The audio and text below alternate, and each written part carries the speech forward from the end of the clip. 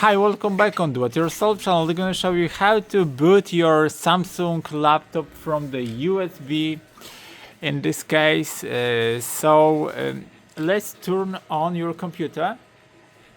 After that, hit F2. That's it.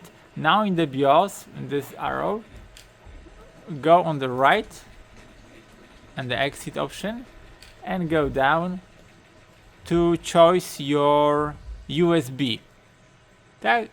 This is the Windows. It is installed on my hard drive, and this is the USB Trust Memory Toshiba pen drive. Yep.